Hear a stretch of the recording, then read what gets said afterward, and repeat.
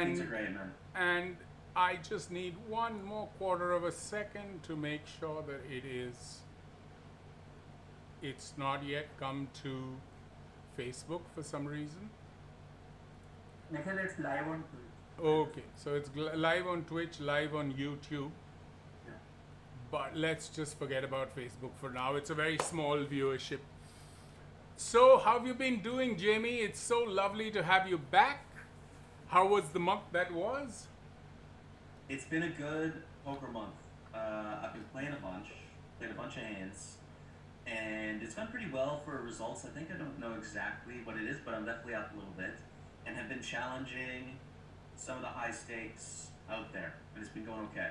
So playing a lot of 320s, 530s, 1Ks, and battling against some of the legends of the game. So it's been fun. I have been noticing that the buy-ins have gone up. You're now playing a much higher buy-in, Mm, and yeah. does that feel good? It is good. It's fun. Yeah, it's fun. Like I've worked on my game a lot over the last couple years, and it's just it's a bit of a different environment playing in those smaller field, 200-person field, 300-person field against a lot of known names. It feels more like a battle, right? Like less like a minefield of a bunch of people you don't know, and more like, oh yeah, I know that player, that player, that player. I know how they play, and like let's try and beat them. So it's a lot of fun, and I'm enjoying the experience of doing it. So the big question which does crop up, because this is something which a lot of, at least I also struggle with. When you shift from smaller stakes to higher stakes, is it is it actually easier because people are playing more GTO and more expected, or is it the same? Because a lot of kids do ask me about, because they play micros, $2, $3, $5 sort of Mm-hmm. buy-ins, and then they struggle with this any two card sort of, you are playing to a strategy, to a game plan, and the villain wakes up with 7 9 or 7 jack off, and has jammed into your aces and you bust. Mm-hmm. So do you think that it gets a little less complex in terms of the um in terms of people not playing to a strategy, or are the challenges different? So I think what you can do at higher stakes is you can have more certainty in regards to the type of strategy you're playing against, right? You don't have that certainty at small stakes, um, but that doesn't make it easier, right? That just means that your reads on someone's range or the way that someone is going to generally play a hand are stronger, but you still need to beat a much more well constructed and like game plan that has a lot of armor. It's tough to poke a hole in a high stakes game plan and like figure out how you're actually going to make money, right? Because the money in poker is not coming from like, oh yeah, I won it all in aces versus queens. Like, well, yeah, everyone does that on both sides. That's a wash, right? It needs to be like, I chose a better flop sizing than them, and it cost me $50 less for the bluff. I still got my value on later streets because I taxed them with the bigger bets on the turn and the river. Boom, I gained $50 edge, or 50 chip edge, right? Like those are the holes that you're poking in people's game plans. So at the small stakes, you're going to take more bad beats because your opponents are going to get it in with bad hands, right? And they're going to suck out, 20, 30% of the time. And you're going to have to go through that negative variance of like, damn, I got it in really good. They did something they shouldn't have done and I lost. But the fact that you're going to take more bad beats means you're getting it in ahead more often, and that's exactly what you want to do. So when you take those negative outcomes, you just keep pushing forward, right? And like, okay, uh, they had third pair and they made two pair on the river with a hand they should never have, but I'm printing money here in the long run.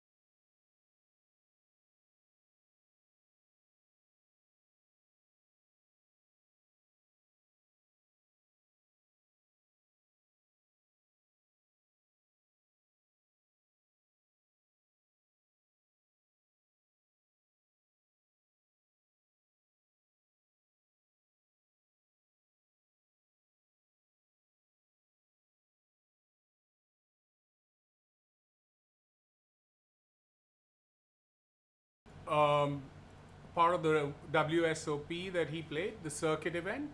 So Akash, why don't you sort of bring us into the hand? Yeah. So, guys, I am audible, right? Yeah. Yeah, I can Yeah. hear you. So, Jaime, this hand is, I guess, in early stages of the tournament.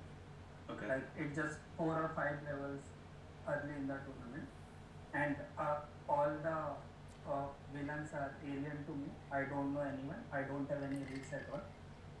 So that's the setup. So and the starting stake is 25k.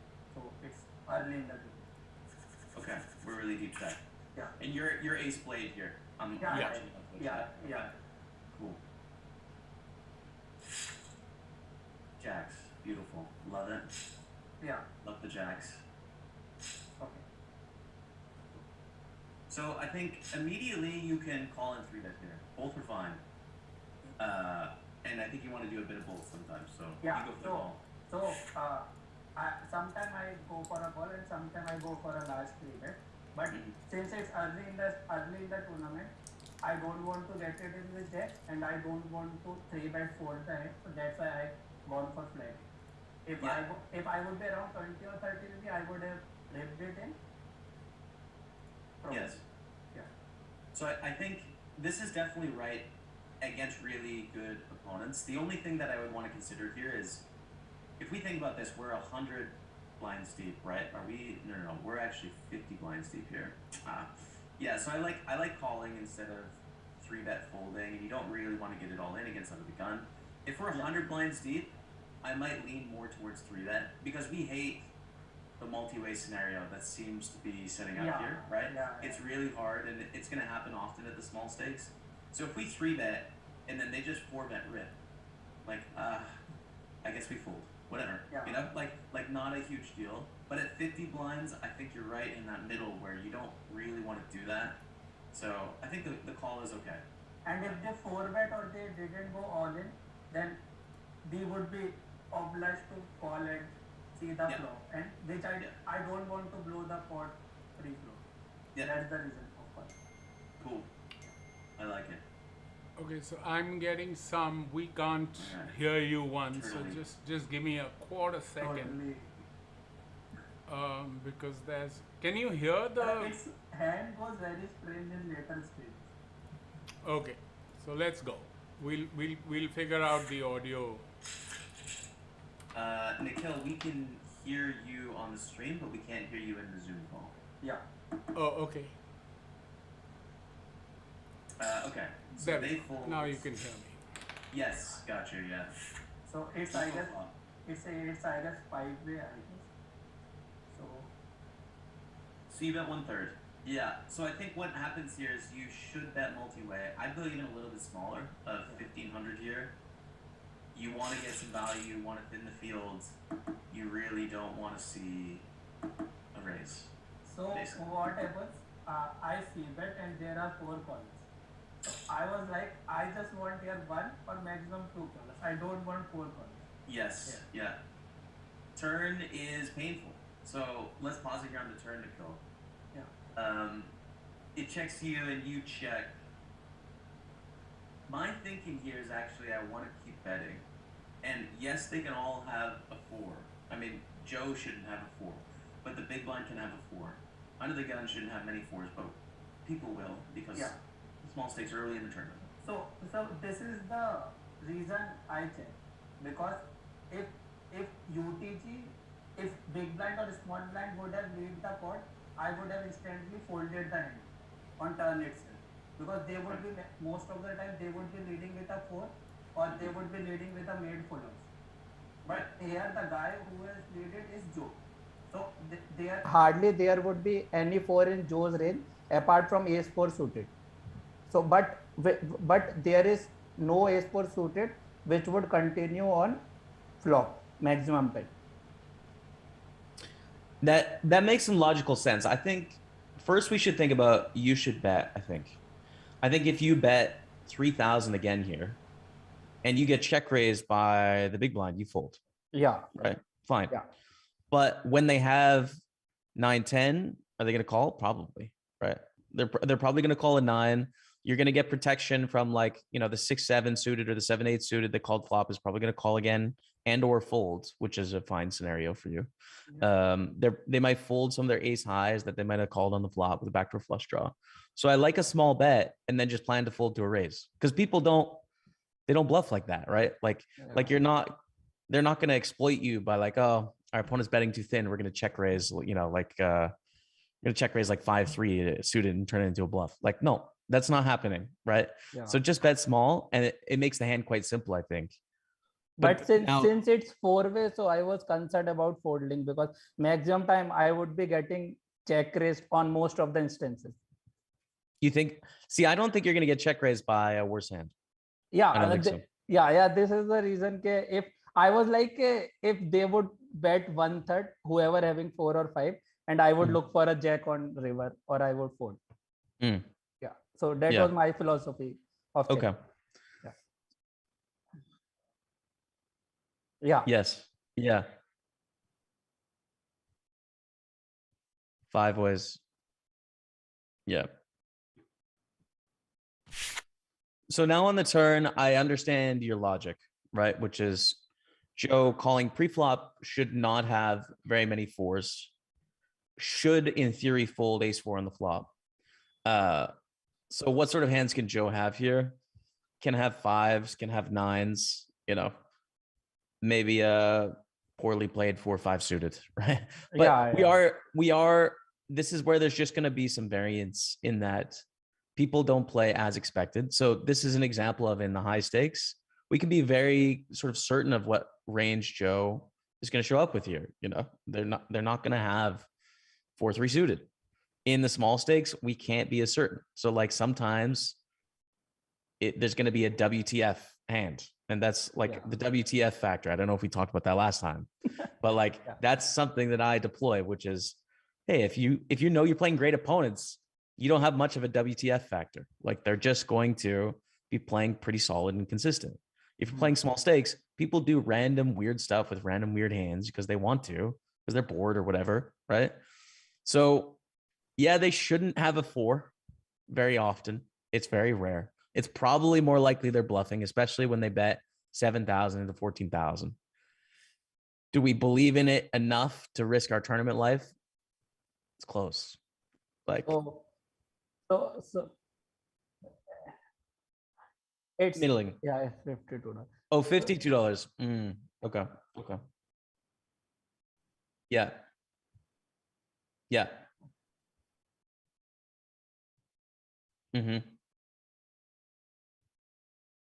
Yeah, I was thinking more like $15, but I guess that's the bounty, so that doesn't make any sense. So here it's my philosophy. Okay, he would have leaded with ace queen of diamond something hand, or kind of he would be wrapping 9s or 5s probably, and he might be getting me to the value town by now leading with full houses. So this is the point where I was totally blank, because I was keeping him on either 10s or 8s, or on a better pair than me, but better pair would have 3-betted pre-flop. So I was not considering better pair, but I was totally keeping him on either 7s, 8s or 10s. But mostly 8s or 10s would have leaded. 7s wouldn't have leaded at that point, or most probably would have flush draw would have leaded. So I was ready to prepare to fold this hand here only. If you would have shoved on me, I was not calling. So okay. Okay, this is a crazy hand. 8s. Wow. So I mean, Joe's bet with 8s on the turn is really bad. It's a big mistake. So I think the WTF factor here is too high to consider folding our jacks, right? Like people can do it. There's a chance that Joe is not great at hand reading, gets check 2 on the turn and has ace-9 and is like, oh, I bet. I don't want to see an overcard, I bet. Yeah. They might do that, right? So, and the second thing is, when we look at the stack sizes here, there's only 12,000 left to get from Joe, with 30,000 in the middle, right? So like, do we want to just call the turn, even though we think that hopefully they're bluffing, right?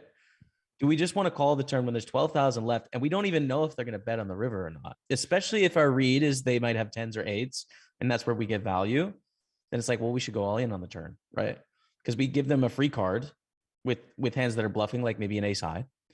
And then they can check back on a river with 8s instead of putting in their final 12,000. So I think we should go all in on the turn because there's not enough money behind. Yeah. And on the river, WTF factor is too high. We got to call. And it's just like so sad. How did we do this? Why didn't we just 3-bet pre so we could go heads up? It'd be so simple. Yeah, I think I had to call the river. But I was thinking the same thing on flop itself.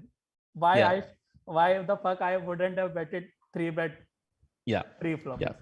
Yeah, it's a good argument for 3-betting pre-flop on this end.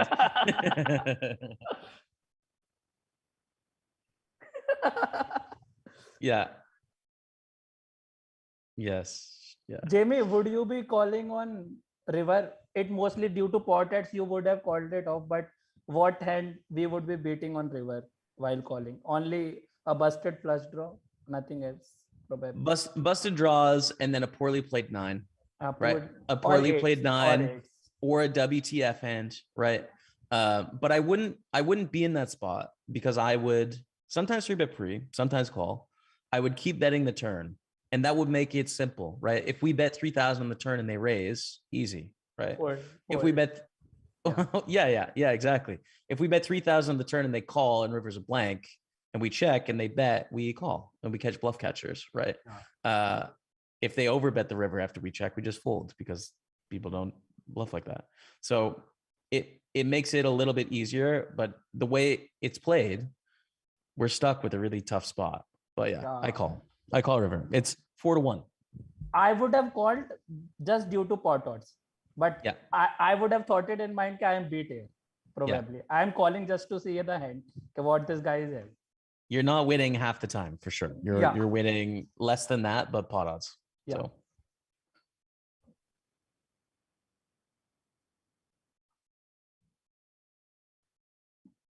its buy-in is around 10 or it's between $10 to $13 something.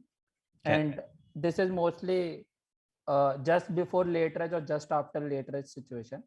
Probably I have 4x stack. So that's the setup. And mostly Jaime, in those stakes, you will get new players every new day. So I don't have much read on players.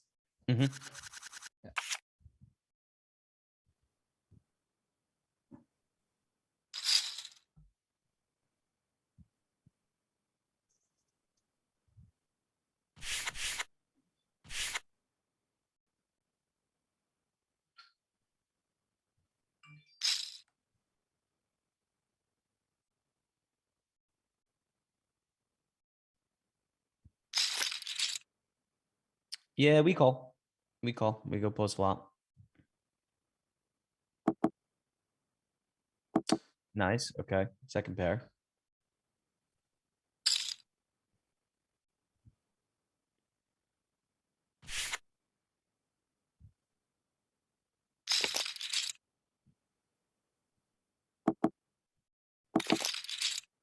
Okay. We call. Yep. Turns a jack. Check, check. Yeah, no, turn is check, check. Yeah, turn is good. River is a jack. And what do we want to do on the river? See, I think we want to bet.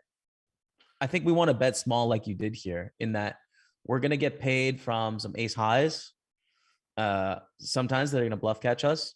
And we're going to lose less against a few hands, like 6s, 7s, 8s, probably, that are going to be like, can I really raise here? I don't know. I guess I just call. So I like this bet. Noreen decides to do what? Raise. Boom. Yeah.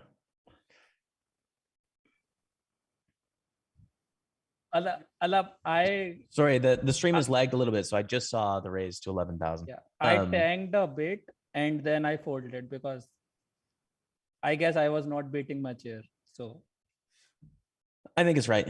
Yeah, I mean, against some opponents you're getting bluffed, but I think it's very rare. We think about Noreen's range, raising under the gun, checking flop, checking turn. Can that be sixes through jacks or through tens? Absolutely. Is it going to be quad jacks? Probably not, right? Can it even be occasionally like queens, kings, aces? I mean, rarely, but sometimes. So all of that makes some sense, I think, like all of those pairs that when you bet small, they feel pretty comfortable to raise, given they have a full house and like you're unlikely to have a jack. So, know that in the spot, yeah, I fold. And sometimes I just got bluffed and owned. But the point is not to never get bluffed. The point is to make money. And against the average person, your folding is saving money here. So I was thinking, yeah, unlikely for sure. I mean, it's possible, but I mean, it's a very rare line. Like the thing is, as well as Noreen, in theory, should bet almost every hand they have here on the flop. When it goes raise, calling the small blind, calling the big blind, jack 4-5, three ways. I think they should probably be betting, about a quarter sizing with most of their hands, I would say. but Jamie, there was my doubt that he would be betting every hand on flop. But if he would be having a pair and there is a pair, the jack came on turn. So this guy should keep betting on turn also, no? Okay. Why he checked back to me? Yeah, well, they didn't bet. Oh, we did bet flop. They did bet flop, didn't they? And then it was check. They did bet flop, and if they having any pair, they should be continue betting on turn also. I mean, I don't know. If I have eights, I probably check turn. Probably, right? Like I was asking about big pairs like queens, kings, or most of the time. aces. Yeah. You would think so. They would continue betting. Pretty easily bet fold the turn. Like, like when I think about myself, when I get bet into on the turn, when the jack pairs, do I have enough check raise bluffs to balance with the jack X that I have when wants to check raise for value? Like, no.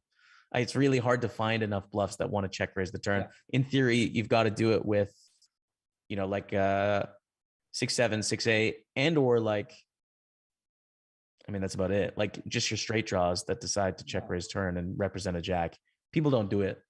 So, I would keep betting with queens, kings, aces on the turn.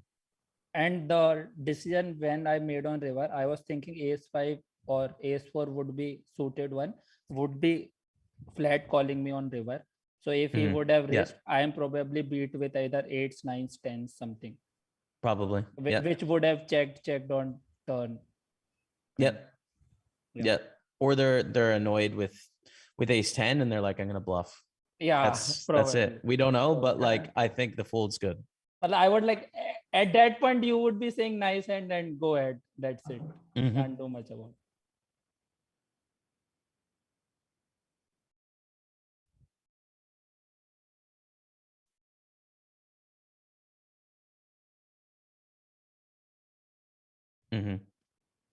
He did see bet though, I think. He did see bet. He did. I got that wrong, Nikhil. Yeah, he did see bet. He did see betted on flop. And check turned.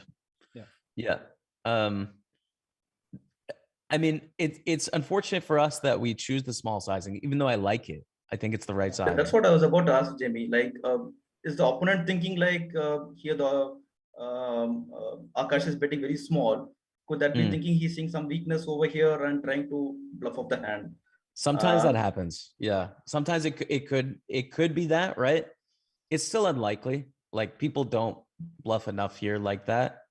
But there is times where I'll choose a bigger sizing because I think I'm playing in a field that has the propensity to get like that, get their chest up and be like, oh, I don't like this small bet. I'm just going to raise, So maybe, but again, I think the long game on the odds, like, all right, I fold next.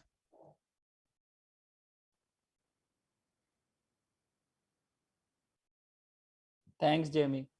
Yeah, cheers.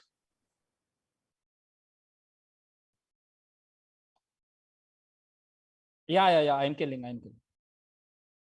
Yeah.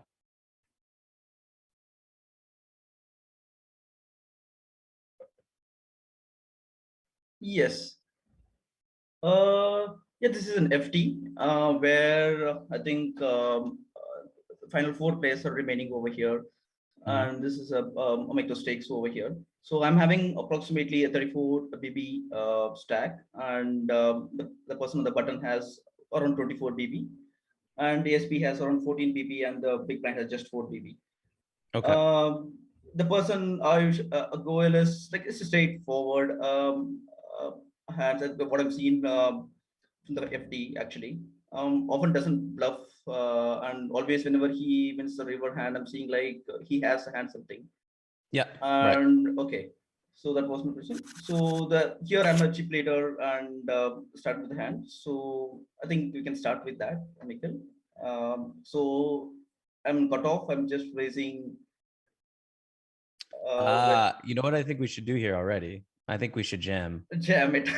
Yeah, I think so. Yeah, that's what my first intention. I should jam as with 34 BB over here. Then I thought, okay, okay, let me do a mid raise. I don't want him to call. Usually I do a 2 BB raise over here.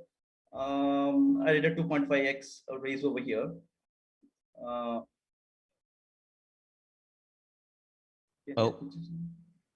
Yeah.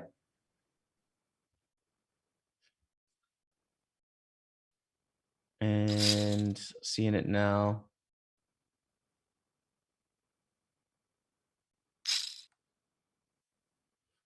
We raise, okay. Okay. Yeah, so I really like the jam because if the small blind shoves, we have to fold, which we don't want to do. Right. And then this spot kind of sucks. But either way, it's fine. We're to a flop. Yeah, so now I have to play out of position over here. Okay, this is the flop. He can have all the over cards. So when he flat calls, so I'm not putting on him on the big pass or kind of putting like with some kind of hand like you'd be having in the middle section. Yeah. So I do a C bet or very low honey calls. Yeah, so I think on the flop, right? If we think about what sort of hands they have that call, you're right. They don't have aces, kings, queens, right? Okay. And they don't have ace king, and they probably don't have ace queen, but they have king queen, they have king jack, they have king 10, they have queen jack, queen 10, jack 10. Yes, exactly. They've got 10s, 9s, 8s, 7s, you know, 10, 9 suited. So like this is not a good board for us with 7s. I think we check fold, like immediately check. Listen, I'm done. That's you. Because if we try and like you try and visualize what range they have that calls the raise, the hands we're getting to fold are going to be ace x suited and king x suited hands, right? And then like if they call 6s through 2s, and in theory they can play a lot of those hands. In practice, like are we going to see them have king 7 suited here and we bet and get them to fold? Like no, I think they just fold pre-flop, and we have 7s. So yeah, I'm check folding flop, but now we make a straight and things are different. Right. Yeah. Yeah, that's what. If I had bet on the flop and he's planning to re-raise me on the flop or something like that, I was planning to fold directly the flop itself. But he just called, so I thought he might be having some kind of a two pair. So here, you can just pause, Nikhil. So here, should I lead out the bet or I need to check it? What do you think? I like your plan. I like check call, right? Like you're not protecting from very much. You have the lower end of the straight. Yes. And yeah. So that's what in my hand. So I am representing here like a big pass, like aces, kings, or queens, or something kind of an and over here. So it is like what I do over here, similar thing. I'll be checking and trying to call if it's a low bet or if it's betting very high. Probably we need to think about that. So here, as you said, like when he called the flop, so he could have that kind of hand like 10 queen or king queen kind of hand, so where he can represent higher straight over here. So that was running in my mind. So just check and see how it proceeds. So he had bet very low on this turn. Perfect. And check call. Yeah, just checked and I called it. Yep. Perfect. And it's terrible when they shove the river. I mean, I'm assuming that something's going to happen here. The river's an ace. We check, I'm assuming. Yes. Yeah. And it really hurts when they go all in. But I think the important thing to think about here is probably what sort of hands need to bluff for us to call. You know, theory, if we run this through a solver, right, it's going to be like you call because you have a straight and you have a good bluff catcher and they can bluff. But what hands need to bluff for us to call this river? They need to turn pairs into a bluff, right? Like they need to turn a king jack or like king jack into a bluff, king 10 into a bluff, like you know, king 8 suited into a bluff, king 9 suited into a bluff. Like all these hands that have one pair need to bluff for us to find the call in the spot. And people just don't, you know, like so on certain boards where there's a lot of big hands out there and all of a sudden pairs should start to bluff and say like my hand's not very good.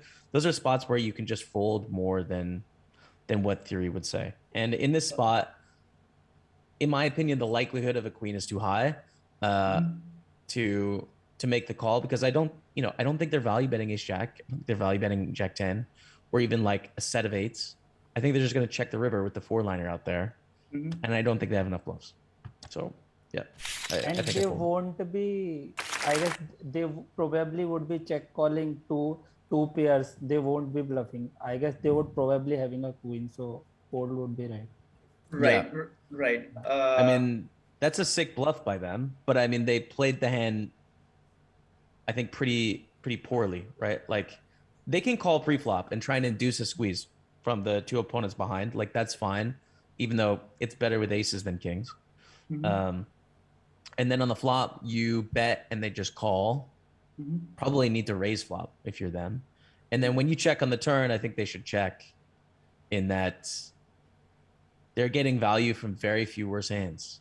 Right, okay. And are they bluffing with kings on the turn? Probably not. On the river, their bluff is kind of sick, but I don't know if they know they're bluffing. I think they're just betting. Yeah, that's what. So I was thinking over here, he might be impressive. Like I could have hands like ace king or ace jack or ace 10, some kind of a big hand. So he knows that I could have aces, and whether he's bluffing over here representing a queen, a king queen, or something like a 10 queen or something, and over here. So I had a thought for a lot, like whether if he thinks I have an aces, would he bluff over here, or whether he's bluffing with a 2-pair, I'm not sure what exactly it is. So had a long thought and I folded actually. Then he showed his hand that he had kings. I was shocked to see he had a flatted with kings. It's a rare bluff. It's pretty crazy. You know, we're in tough spots, but I think the two of the hands we've seen so far become a lot easier when we just like consolidate our strategy a little bit, because we found ourselves in some really awkward spots. With the 7s, we're all in pre, you know, and you get stacked, by the way. You lose all of your money. But we don't find ourselves in this situation where we have a weird sort of like small pair out of position. And then check fold on the flop is fine too, and we don't find ourselves in this spot. So I wouldn't beat yourself up too much, but because I would have done the same thing. On the river, definitely folds, definitely check call the turn, 100%. But yeah, it's a crazy hand to see. I mean, what a sick bluff. Yeah, that's what I was thinking. So maybe this particular hand, he showed a king, but I was thinking like over the long run, I played well enough for the last, the river to fold. So what do you think, Jaime? Like, yeah, so we should not be result oriented for a particular hand. Exactly. We should think in terms of long term. Yeah, I check fold the flop though. I think flop we miss.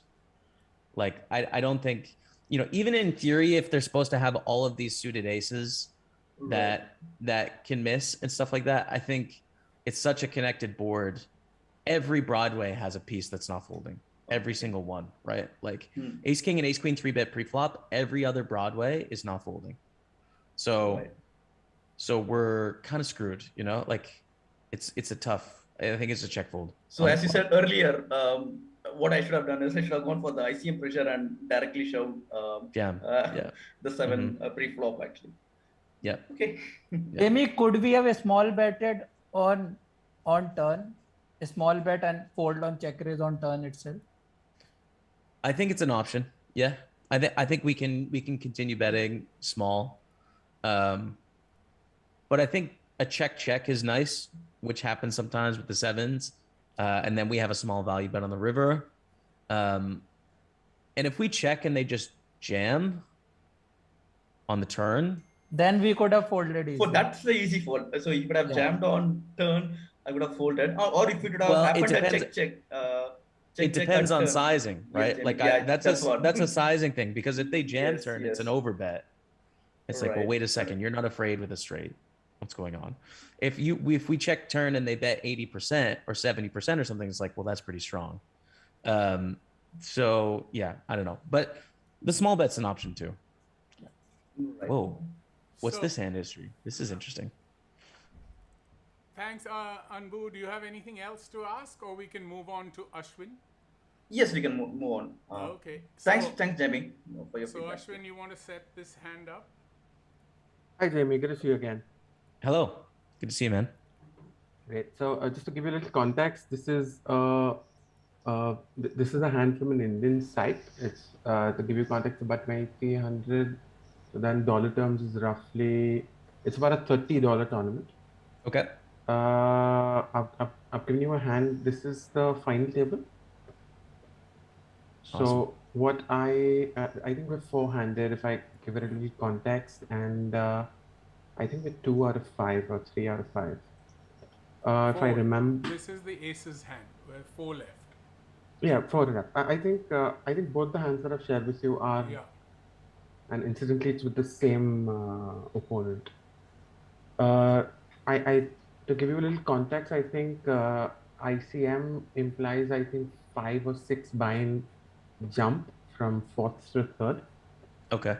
And that's that. So if I may suggest, Jamie, why don't we run the entire hand, and you can maybe give your 2 bits on it, and then maybe we can run once again where I could give you my thought process, if that's okay with you. That's great. Yep, let's do that. Yeah. I'm intrigued because we have this is a nice setup with aces. I'm liking this. Four-handed.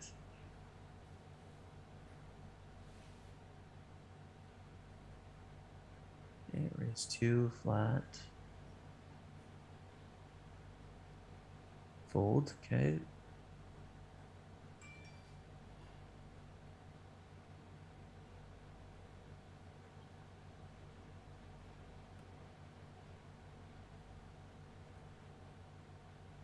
.74, call. Return. Yikes.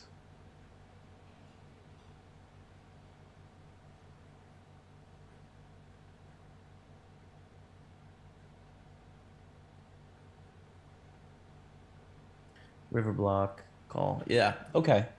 So you want me to run through my thoughts on the hand now? Yes, please. Yes, please. Yeah. So pre-flop, we're sitting on 34 blinds in a clear third place, big gap on the shortest stack in the big blind. Open from 1. I think in theory, you have some calls here and you have some calls with aces here because it's the best hand to slow play. In practice, I'm only going to do that if I really have specific reads that 1, the big blind is aggressive. Yeah, basically the big blind has to be aggressive. That's about it, right? Like most of the time, I'm just going to 3-bet this hand against 1 to try and get money in the pot. I'm not going to make it very big, right? I'm going to make it like 6.5 blinds. 1 is going to call. We're going to go a flop with like 13 blinds in there, which is a dream, you know? Like a double up here is massive. You can take the chip lead. So I get the theory, and if you run it in a solver, it's going to say, yeah, call with aces here and induce. I generally don't, because I think people don't do it enough. They don't squeeze enough in the big blind, even though they know, like they don't know they can do that so wide. So I 3-bet. Anyways, we flat. Not the end of the world. Totally fine. Solver approved. We go to a flop. Heads up. Flop is Jack 10-4, and they bet 1.7, I think, into 6, something like that. 10 Jack 3. Yeah, Jack 10-3, 2 hearts. I like the check raise here. I'm gonna throw something kind of crazy at you. So I think our sizing is bad here, right? We bet 1.7 into, like 5 or something. And then we raise to 4 blinds. We need to go bigger. We need to charge more for all the ace high hearts, the king high hearts, queen high hearts, the king queen, the king jack, the queen jack, the jack 9 suited, jack 8 suited, the ace 10. We need to charge all this stuff like way more money here And there is a lot of bad turns and rivers for us that are scary, you know, like any heart, a queen, a 9, an 8. All this stuff is like a problem. And a jack as well. So I'm gonna make this probably something like 8 to 9 blinds here. Expecting them not to fold with any flush draws, open enders, or jacks, which is great. But I think there's another option which is kind of crazy, which is jam. Because jam looks full of crap, and you don't have the ace of hearts. And so if you get them to fold enough flush draw, dope, like amazing, right? But also if they have ace jack with the ace of hearts, they're gonna be like, what the heck is this? I call, right? Like you don't mind getting maximum value against a jack that thinks this is a flush draw, and also protecting against all the bad stuff that can come off given the stack updates. So I don't think I would do that, but I definitely think about it. And I'm just putting that thought in your mind in terms of like, you can get creative with sizings here because of ICM and your hand. So anyways, I raise bigger. Sorry, go on, sorry.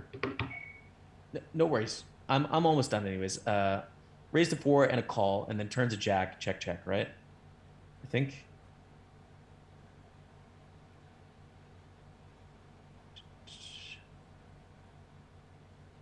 Sorry, the stream is just a little behind, so I'm just catching up now. Call.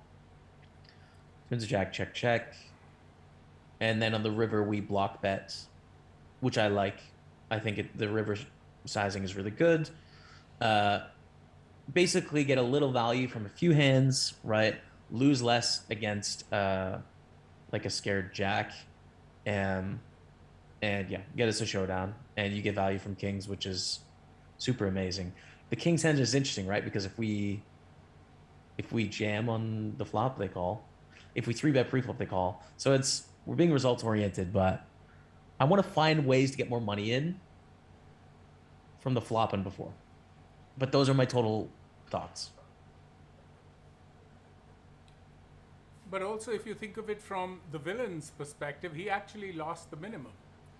There was very little value extracted for him. So yeah, the one line question that I had for you, Jamie and Nikhil, is did I miss, without being results oriented, without putting the guy on kings, what did I miss value on that hand? That's first. In fact, I was, can we, if it's okay, if not too much time, Jamie, can we run the hand again and I can maybe share my perspective? Yeah. Yeah, so I mean, pre-flop of the races, I think it's almost equal stacks for top 3. We've got a short stack who has half our stack. I believe on this table, I believe I have better post-flop play. I'm happy to underplay aces.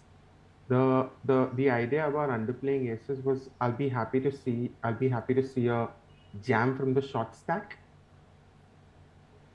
And if it goes 3 ways, I'm happy to push in aces that way, or maybe underplay my aces 3. It's a very disguised situation with my aces. The flop I believe is fairly for the button open. It hits the range, but I still am way on top of. I'm on top of my range. So in fact, in the retrospect, what I wanted to actually ask you is there any merit in flatting here? The flop. I'll tell you why I would say that. If I check raise higher at that 8 BB type situation, is that almost committing ICM suicide? Because then I'm almost spot committed. Let's assume he does have that random jack 10. Or he does have that flush draw, if he has that king queen or any random jack with 2 pairs on the river. Is that almost committing ICM suicide? I mean, if you, and is that, because from the beginning of the hand, I wanted to not commit ICM suicide as a middling stack. Are you getting my drift, Jamie, or is it just not making sense? Yeah, no, I completely understand. I think it's committing ICM suicide with queen jack. But aces is too high up in our range. If we think about the hands they raise on the button that are going to want to continue against a check raise, it's every flush draw, Every heart flush draw, and they're gonna have any ace, any king, any queen suited. They're gonna have down to jack, jack 4 suited in theory, that of hearts, right? And all the suited middle stuff. Every king, queen, every ace jack of, there's not many combos because we have aces, but king jack, queen jack, jack 9 suited, ace 10, king 10, queen 10, 10 9 suited, 9 8 suited, and jack 10 and jacks and 10s and 3s.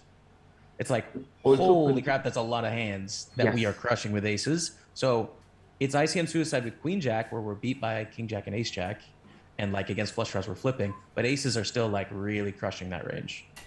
Also, Jamie, another thought that I have, maybe when I've run this, at least in my mind, I wouldn't want that random jack 4 of suit or jack 4 suited to go away. So maybe, is there, in that sense, is there merit in maybe even flatting flop? Our hand's too vulnerable. The turn's very, very ugly. I mean, Yes. it's practically the worst turn we can maybe get with aces. We've underplayed our hand. Anybody with jack, any suited jack would be very comfortable with any turn.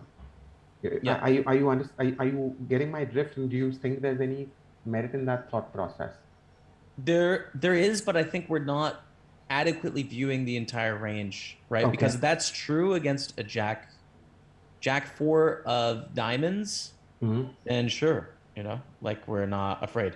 But we don't know if they have jack 4 diamonds or they have ace 9, king 9 of hearts, right? Okay. And against king 9 of hearts, or even against king queen for those 4 9 outs and stuff, we don't, our hand is too vulnerable. Okay. So if we have the ace of hearts in our hands, maybe ace jack with the ace of hearts, or ace jack of hearts, of course, we call flop and you do what you got to do, man, right? Our hand is too vulnerable and it's too good to do that here, I think. If we knew their hand, then we didn't know their hand. We didn't know the hand, but if we knew they had a top pair, then we would change our strategy drastically. But we have to balance it with these flush draws and gut shots, and then just pure bluffs, as well. So just to put my 2 penny in, Ashwin, at this stage of the tournament, when you'll have 4 left, and the button's opened with his super wide range, I feel there's more value in 3-betting pre and ensuring that a lot of that wide range gets a little narrowed. Of course, he is going to defend all his suited connectors. He's going to defend, all his ace X's, all his, king X's which are suited. But you have gotten rid of all those random jack 3 off, 10 3 off, which then makes your decision chain simpler at a later stage. Also considering that the short stack had what? I don't see him in 15 BB. Is Yes. what the person next 16. to you is. So Yes. if you 3-bet and he has anything, any sort of a hand, he's going to go all in. And if you look at the ranges for a short stack 15 BB, he's jamming fairly wide. I mean, 7s plus, king queen suited, king jack suited. He's wanting to get it in, and more probably, because you're blocking the aces, so his ace X combos have dropped.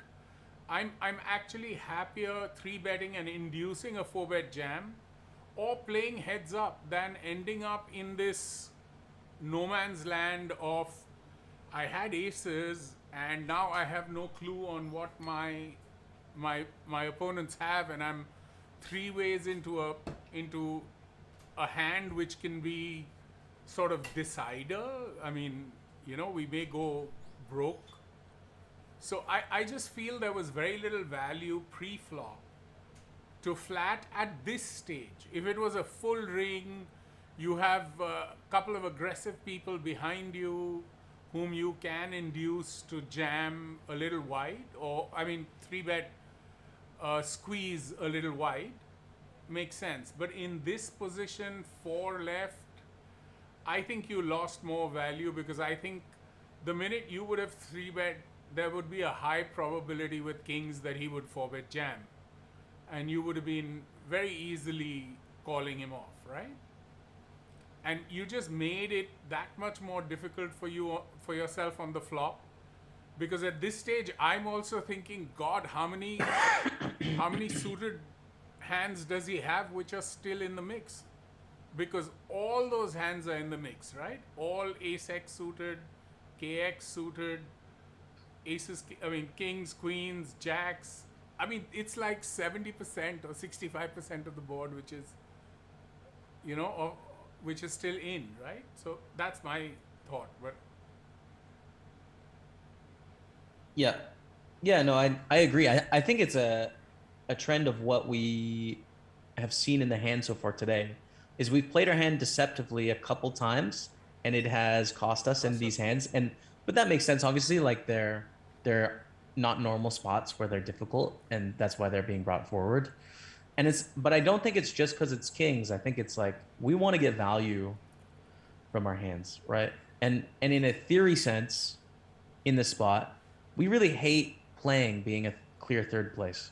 We're not really tied here, right? We're in a clear third. First and second have us beat, and so most of our hands we play a really tight range, and we want to get value from our tight range. So in theory, we 3-bet a ton. Like we do very little flatting, almost all 3-betting. But anyways, so this is the next hand. It's the same final table. I think this one's about 3 or 4 hands later. Same gentleman, I think it's the same round 2. Cool. Okay. We can play it through and then I'll give my Sure, James. Thanks, James. Yep.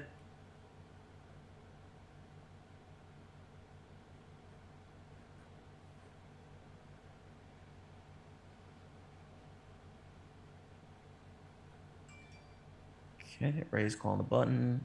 Heads up to the flop. King 7. Nice. Bet. Call. Yeah. Oh, wait. I have to wait. I'm waiting till the end.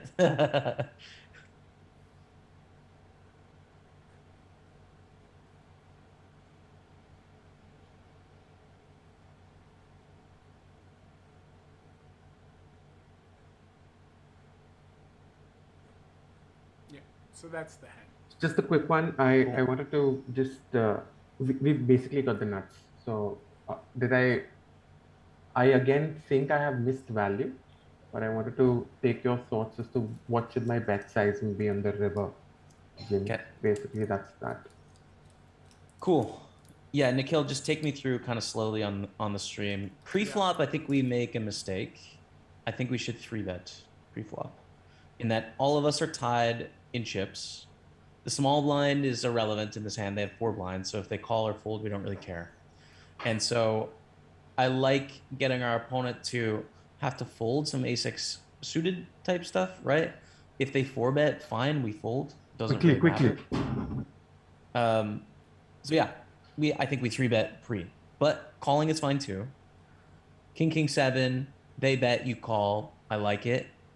Raising is an option as well in theory, in that you can raise for value here and like lose against ace kings and 7s and so sad, but like you can also allow your opponent to continue bluffing, and that's fine. So we call. Turn comes an ace, they check, we bet, they call. River's a 7, and I like your turn sizing. They check, and then we bet what? 12.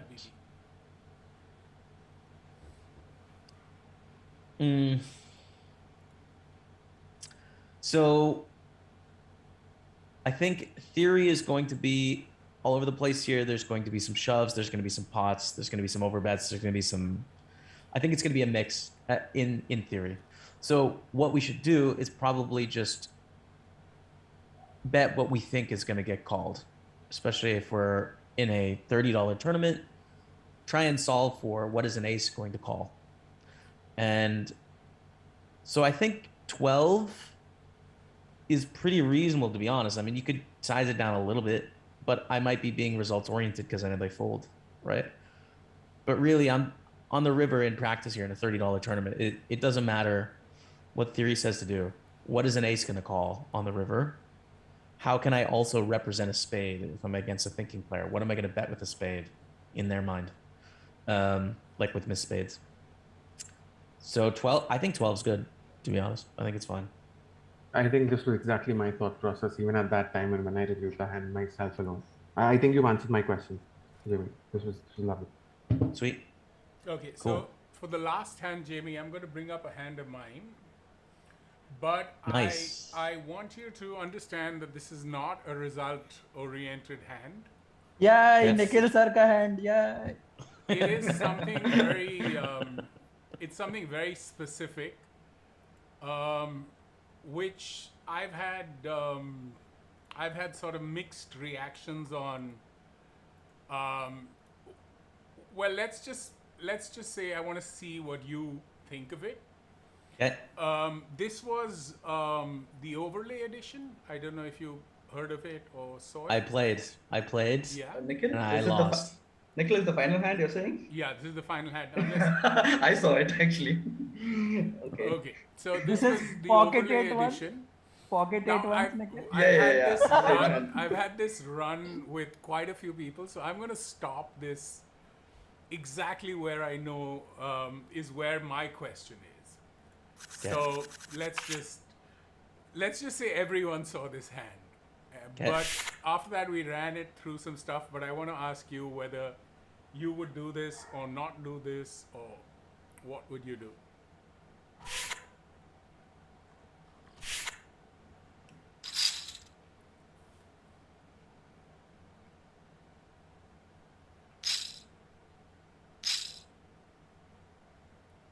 So, firstly, here, let's say we've reached this point. I'm still pre-flop. Okay. Yeah. So, open, late position, button calls, flats, small blind flats. Damn. Yeah, pre-flop is a spot, I think, Nikhil, because you can squeeze here, but it's like our hand is not very playable. Multi-way post-flop, it sucks if we go multi-way. And it even sucks out of position on like 2 overcard boards, of which there's going to be a lot if we're heads up. But there's a lot of dead money out there. You know, like you've got to think the button in the small blinds range is trashy. You know, it doesn't ever have jacks plus or ace king ever. It's gonna have a bunch of junk. So like, can we squeeze here? Probably. Like I probably sometimes squeeze and sometimes call. Obviously, call makes us a ton of money, but then we end up in a multi-way disaster. So So I'm okay with either. My thought process here was late position open, trash after that. The only thing that came to mind is squeeze, and at least get from 4-way to heads up, or worst case, you know, where 3 ways, but we have a hand, right? Yeah. So I squeeze big. I don't squeeze small. I squeeze almost pot. I think you can go bigger even. Because this is 5x. I would go like probably 1600 here. Okay. But yeah. Okay. And the late position I mean, he 4-bets me really small.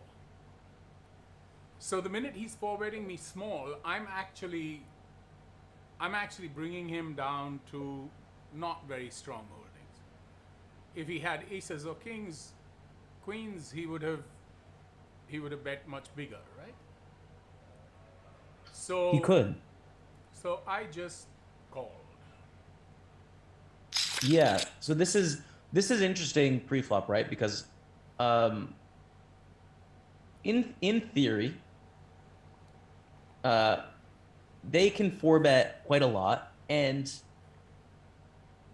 but do they? So this is where we don't know a lot about our opponents, and we have to like think about the field, right? People don't 4-bet enough in general. This is something that like is not a trend in poker right now, but they should 4-bet more. And if you look to cash games, they do 4-bet appropriately. We don't see it in tournaments very much. But I tell you one thing, Nikhil. If I have aces or kings or queens in that spot and you squeeze like that, and I decide to 4-bet, I'm going to 4-bet to that sizing. So I think your read of it's not a strong hand is not a fair read for the field, because I think that most of the field is not going to be concerned with aces or kings or queens, or even ace king. I would choose the same sizing with all of those hands 4-betting. Maybe other people are more face up with their sizings. I'm not sure. But I think you do actually get to call in theory with this hand. But that's assuming that our opponent is 4-betting aggressively, which we don't know. And I usually assume they're not in smaller stakes field. This is not a small stakes field, but it's a massive field. So it basically plays like one. So this is a hard hand so far. Like pre-flop, squeeze or flat is fine. When you get 4-bet, I'm probably folding, but theory would say to call against a GTO assumption. So we are here. I don't have any answers for you yet. We're just we're going through pain. We flop a set. What happens next? That's it. I don't want to be result oriented. Right, yeah. I don't want to be result oriented, but Jamie, when- I have one doubt here. Okay. You said that you would be squeezing more larger on flop, so you would be ready to fold on 4-bet. If and there is one more scenario. If we would be squeezing big, then they are highly likely they won't be 4-betting as a small. They would be 4-betting shove, for which we can easily fold. That was your thinking when you would be squeezing big? Yeah, so yes, I would squeeze and then fold to a jam with the 8s, but I don't generally choose the sizing based on the hand to set it up perfectly for that hand. It's just like, what sizing does my range want to choose here? And I think 1250 is not big enough, right? If we think about, our stack depth, even just against one raise, we're out of position. We're gonna 3-bet to 4x at least. I think we're around 100 blinds deep here. Are we not, Nikhil? No, we were less. Yeah, it was close to 100. Yeah, I think no, 8, it was 8,000. close to 100, yeah. 80, Yeah, 50, 100, 80 was the big blind, and it was 8,000. Yeah. So like, let's just say we're against one opponent on the button, they raise 40-80, yeah. So like, if they min raise on the button, I'm gonna 3-bet to like 4.5x at this stack depth, out of position. And so we add a raise and a call and a call. It needs to be at least 7, or more, right? So yeah, I'm not gonna just like go 4x this open, and we choose a 5x squeeze, which I think is too small. I think we want 6.5 or 7x this raise size. Okay. 1500, 1600, 1700, and yeah, fold to a jam. But if they click it back, that's where theory says call, but my practice in my brain would say, I don't think. I mean, if you think this person is crazy, then yeah, Well, just he's call been playing, and like he's stack been off. playing fairly loose. Yeah. Lots of crazy raggedy hands, Yeah. stuff like that. Then we flop the Then- dream Yeah. We love it. and we check. Let him do Yeah. what he wants. He does exactly what we want. Jamie, Nice. Jamie, fun will come now. Okay. Okay. Good. This is gonna be entertaining. I jam. He Yeah. calls. What is the hand gonna be? I'm excited to see what hand it is. Ace queen. I mean, yeah. Okay. It's interesting to note with the ace queen, right? They decided to 4-bet ace queen to get it in, the spade on the turn. You're not winning this hand, Nikhil. No, I can tell you that. I haven't seen the river, but you're not winning this hand. But we can gain some insight into pre-flop. They actually 4-bet for value, which is, yeah, there's the 2 of spades. Amazing. So that's kind of a problem for our 8s, right? Like, they took a hand as weak as ace queen, and they 4-bet intending to stack off. So that becomes a problem for us when we call the 4-bet with 8s. It's like, well, they're saying they're going to do this with jacks and queens and kings and aces and ace king and ace queen, and it makes our 8s probably a fold, right? We need them to be only aces and then bluffs, and then it's like, okay, we call and like we play flops. So yeah, I don't know. I think I'm gonna fold to the 4-bet, Nikhil. I'm gonna squeeze a little bit bigger. Well, so oddly, because of the PSL, which is this poker sports league, which is something in India, which is great fun. So we have some pros. So the formation is nice. You have a pro who's the captain, a couple of Indian pros who play as pros, 6 qualifiers, a lady, and an owner, all of whom play various matches. So I took this there, and they actually ran it. And 8s are a squeeze according to the sim. Sizing, yes, you're right. It was showing 6. The squeeze should have been 6x and not 4.5x or whatever that I did, or 5x. And it was a call to the flat. It was the call to the raise, to the 4-bet. And then after that, it was, Yeah. So my only thing was to ask you how you would play it, because personally I'm struggling a bit between GTO and non-GTO play, because very rarely, particularly in the fields that we are playing, do I see a lot of sort of robotic GTO play. So Yeah. Well, I think that's like a good example here is, so they ran that hand, and I'm glad to hear that my assumptions were kind of in line with the GTO thinking, but we just deviate from that, right? So like an example, I think, Nikhil, is when I said, it says to call the 4-bet, but it's going to assume that our opponent is going to be 4-betting with King 10 suited at some frequency and with Ace 5 suited at some frequency, less than all in. Are they? Probably not, right?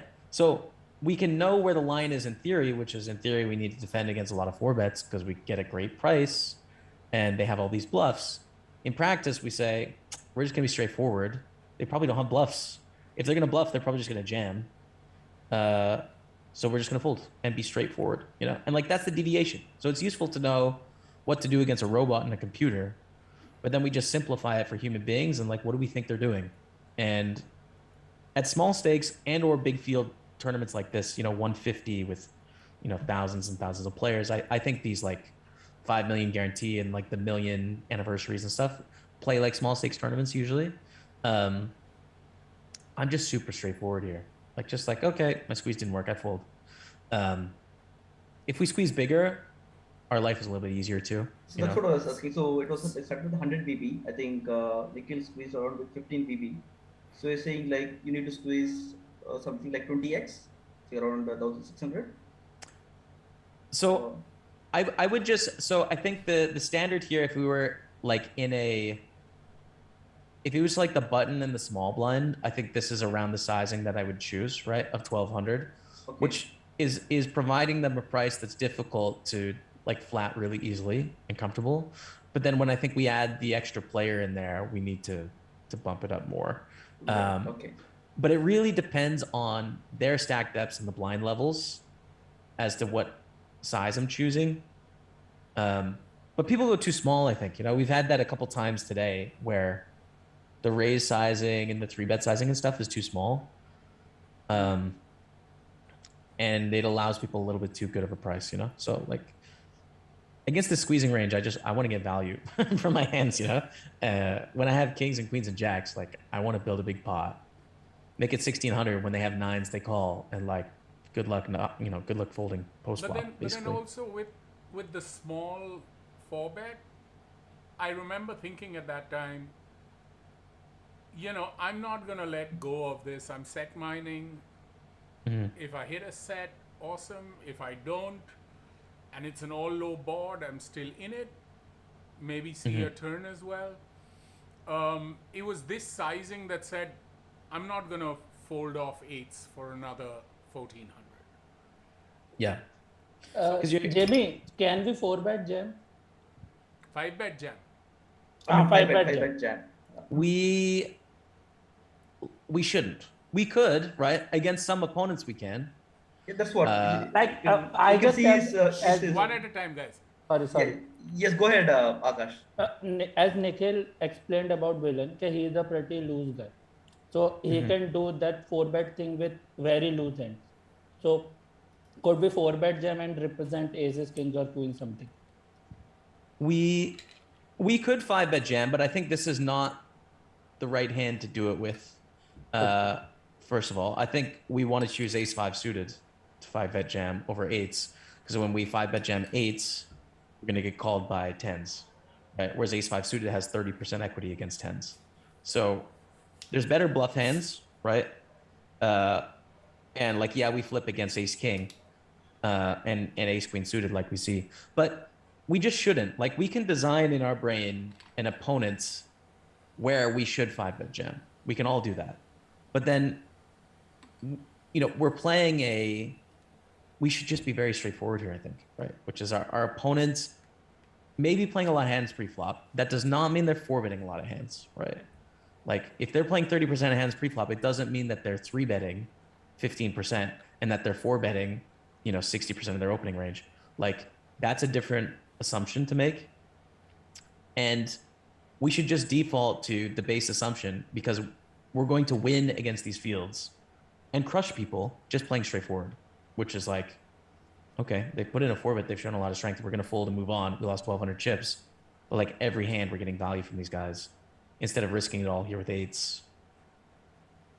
Assuming that our opponent is 4-betting a really wide bluff range. It's just not, I don't think it's the right way to play this spot, but you can make that the answer if you design that opponent in your head. We just shouldn't. Like, we should just be straightforward about it, I think. So we should have just flat called. See, I think I And probably set mine. fold here, Nikhil, to be honest. I mean, you can set mine in theory, but So the let's problem say in my mind is that we go back pre-flop, yeah, and late position opens, button calls, small blind calls. We just call, we flat, see a flop, sometimes flat, sometimes make it 1600. and then Both. and then fold. Unfold if he raises to around 3,600 or 800, something like that. Fold depending on the exact sizing. They make it about 2.4x your 3-bet, Okay. which is like right in the pain threshold for us with eights. Again, theory would say we can call, but that's assuming that they have 4-bet bluffs at an appropriate frequency, which I think we're going to see jacks through aces too often here, which is like, and the profitability with eights is assuming that they have the occasional king-9 suited bluff that on the post-flop, when the board is 2, 3, 4, we're winning a lot. But if they don't have those bluffs, they're disproportionately overpairs, and then we just lose more on those flops, right? So, Okay. so this is where practice is going to deviate from theory. Theory is going to say, yeah, we can call.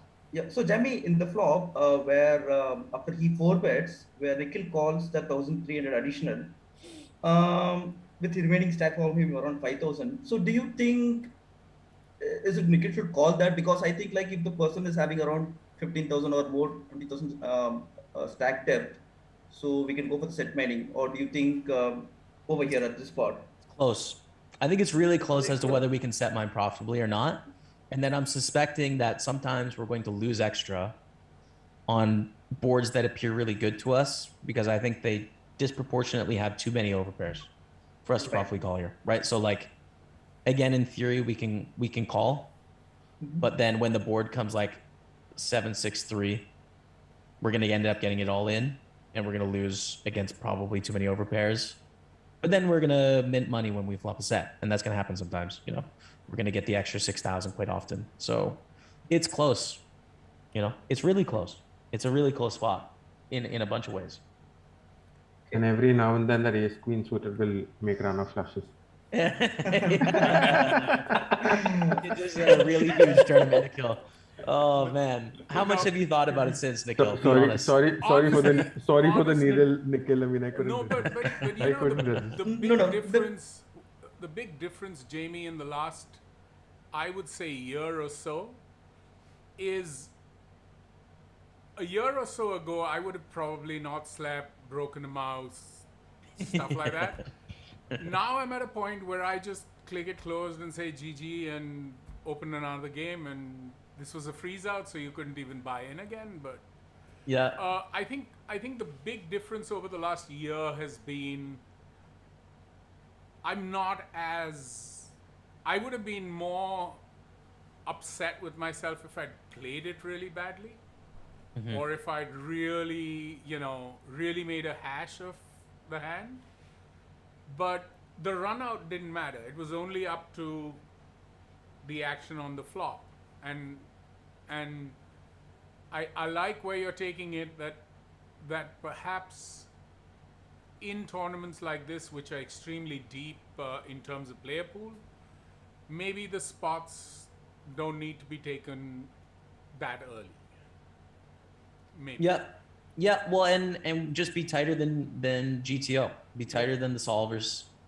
What the solvers say in terms of like against 3 bets and against 4 bets, it's making assumptions that our opponents are playing very aggressive, and the average person is playing very passive, right? Right, Especially in Jamie. large fields. Jamie, actually, the main thing I think Nikhil was thinking over here is one, the person is not raising from UTG or UTG plus one, is at cutoff. And second thing is the person who's having a VP of 31 over here. And so that I think, what Nikhil, your thoughts on that? Yeah. So no, he'd been playing loose Lose, that's what we can see. before this. There were lots of hands where he was playing very wide. If the same thing, let's say, had happened from under the gun or MP, I might have thought twice, thrice about squeezing, and would have opted to flat to set mine and play a smaller pot. Yeah. But because it was late position, button, small blind, suddenly it was looking very trashy to me from these 3 positions. Yes, at times he will wake up with ace queen, but it Ace is queen what of it is. spades. Yeah. I think there's a really big difference between 4-betting aggression and raising aggression, right? Because like if I think about the average, loose passive player in a big field, and they're playing a ton of hands, and then I squeeze them all of a sudden, what's their reaction if they're playing a ton of hands? They call. Like they don't all of a sudden like, oh, I'm gonna rebluff you. They're like, oh, I'm gonna take you post flop and I'm gonna try and outplay you, right? So a 4-bet aggression is a completely it's a really, really different thing. And Negreanu talks about this in one of the first Booker books I read. It was Small Ball, very dated. I wouldn't recommend it to anyone. But he makes the point, and it's true to this day, which is someone playing loose preflop does not mean that they 3-bet light, and it does not mean that they 4-bet light.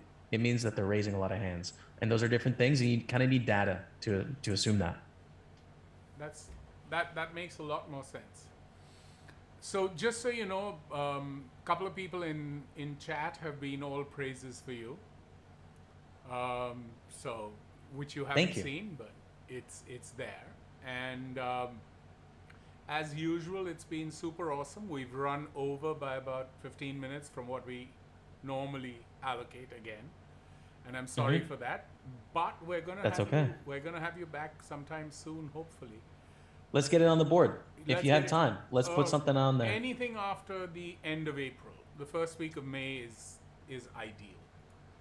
April is a mess. I have the 3rd of May. Done That's a Tuesday. With 2nd or 4th? Is that there or only the 3rd? I can do the 2nd unless I have a day 2, but we could always reschedule. We'll reschedule, but otherwise let's tentatively pencil in the 2nd. Okay, same time? 2nd, same time. And Beautiful. We'll try and get more people to submit hands. There are a couple of people who've repeated, but no, only one person repeated, Ashwin. Everyone else was new. So we're going to keep trying to get new people in so that, more people get exposed. And as usual, thank you so much. And I owe you big time always. Thanks, Jaime. Thanks. It's a Jaime, pleasure, for doing guys. this. Yeah, of course. No, it's fun. I like talking poker hands. It's a good time. So, I mean, this is, I get a lot of value out of this too. You don't owe me anything. I look forward to the next one. And do give my love to Becca. I will. And the dog. Absolutely. I keep forgetting the dog's name, but Yes. Dougie. I will do. Dougie. But how are things in Canada? Are things good? COVID's gone? COVID is not gone. It's peaking again at the moment, but the weather's getting better. So, it's cold here a lot. For 6 months, it's been cold. And like we had 15 degrees Celsius on Thursday. So it's just going to be a party. Oh, lovely. I think people are excited. So, But are yeah. you happier going back to Canada and being at home as opposed to living around the world? I don't like the winter very much, Nikhil. To be honest, like I am definitely happier in Canada, and I love Montreal. I think it's a fantastic, amazing place and city. I don't think I want to spend 5 months of winter for the rest of my life, but I want to spend here in the summer. So I need to win a lot of poker tournaments to have a second home base. I need to work really hard so that I can get the winter house somewhere, and it'll be perfect. I'm sure there are parts of Canada which are warm as well. Or no? No. None of it. No. The best in the winter is you can get 3 degrees and rainy is like the best weather we have for winter. So yeah, it'll have to be somewhere else, but that's okay. Mexico. Yeah, it'll work great. Yeah, or India. You could always just Yeah. come back. Let's go. Let me get a house in India. It'll be awesome. But Nikhil's house. but we have to get you. We have to get you down to India sometime soon. Once the pandemic's past us. It'll definitely help it. It'll Jimmy- definitely happen at some point.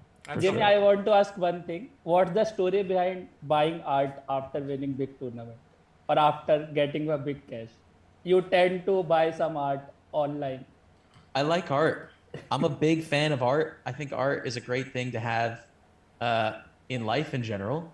And I don't know, it's just a way to modulate the amount of art I spend, right? Like it paces it out nicely to where when you have success, you can buy some, but you don't buy too much because you have to wait until you get that big score. It operates as a trophy because online poker doesn't have successful things, unfortunately. Sites should do better at that. So yeah, it's like how I modulate getting art in my life, and I really enjoy it. That's about it. Yeah, seems one.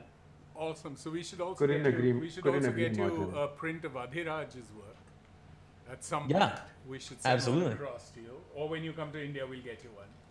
You know those prints that I think you gave to my videographer, Yeah. Nikhil. Which, But which they he left came yours. into my possession at some point, and I was just like, you know what? I'm gonna frame these now. They are coming to the house on Thursday or Friday. I've been getting them Awesome. framed, and so they'll be up in my poker basement soon. I'll send you a photo. Awesome. Yeah, awesome. Thanks All so of, much, all, Jamie. all of this, what you're saying, Jamie, Yeah. all of this is done by my wife. It's all hand painted. Oh, that's beautiful. In fact, Amazing. I've got a whole series. I mean, I've put this up in my studio. I've got about 15 paintings, and I can promise you, whenever I meet you in India or wherever I meet you, probably if in India, I'll let you get one of these.